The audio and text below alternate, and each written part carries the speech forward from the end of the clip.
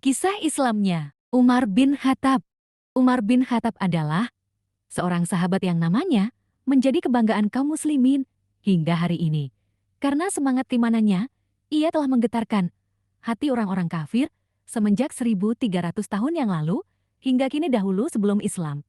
Ia sering mengganggu dan menyakiti orang-orang yang masuk Islam. Bahkan ia pernah akan membunuh Nabi Muhammad.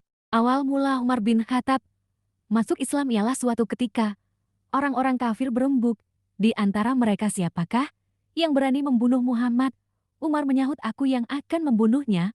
Mereka berkata, ya kamu pantas melakukannya.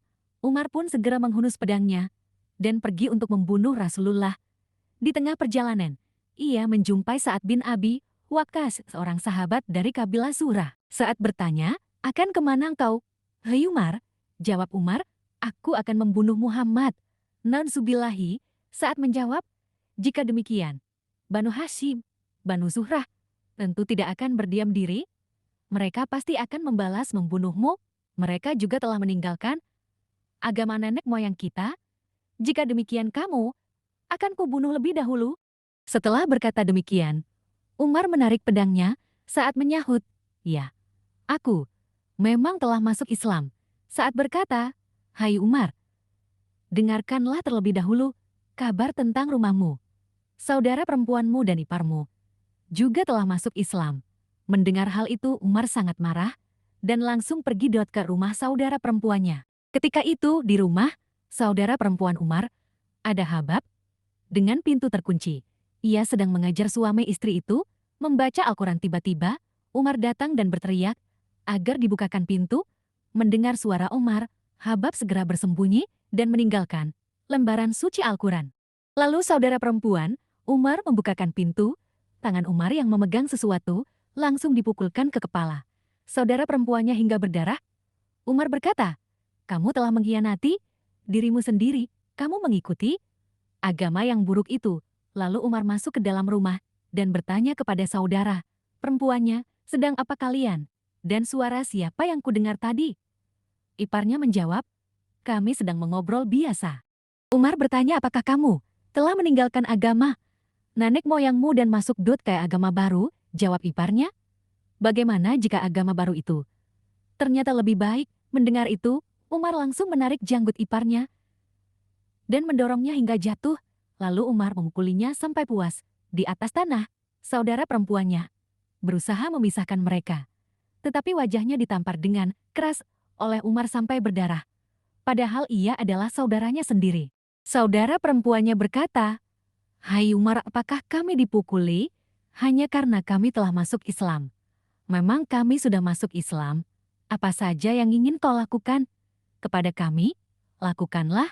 Setelah itu, pandangan mata Umar tertuju ke lembaran-lembaran ayat Al-Quran yang tergeletak tertinggal begitu saja.